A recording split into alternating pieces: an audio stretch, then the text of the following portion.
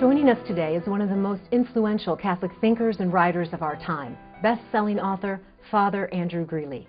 His latest book, Jesus, a meditation on his stories and his relationships with women, examine the many parables told by Jesus. Father Greeley, welcome and thank you for joining us today. I'm glad to be here. I always like to talk about my books. Do the parables have a universal theme?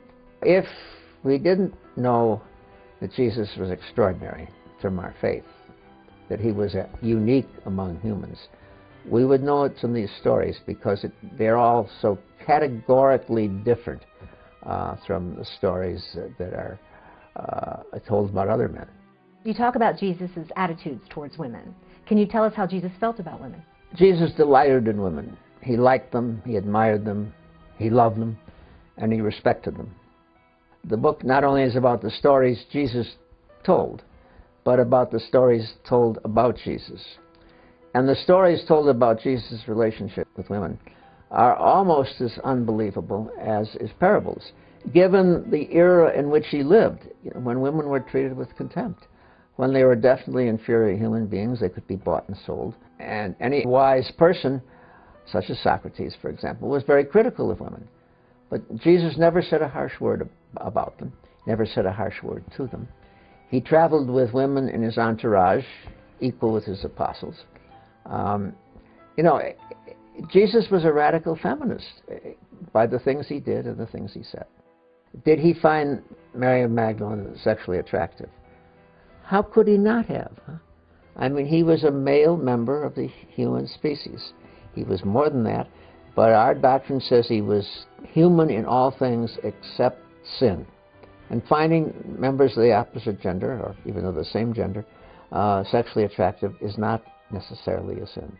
As a Catholic woman, I enjoyed that you said that if Jesus chose to be married and be a father, it wouldn't have changed who he was. No, Jesus was free. He was as free as any human.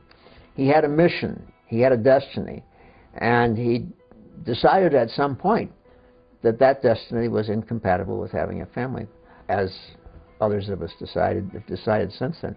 But that doesn't mean this was something God forced him to do any more than he forced me to be a celibate. It was a matter of free choice for Jesus. I'm glad, Laura, as a Catholic woman, you like the book. Good.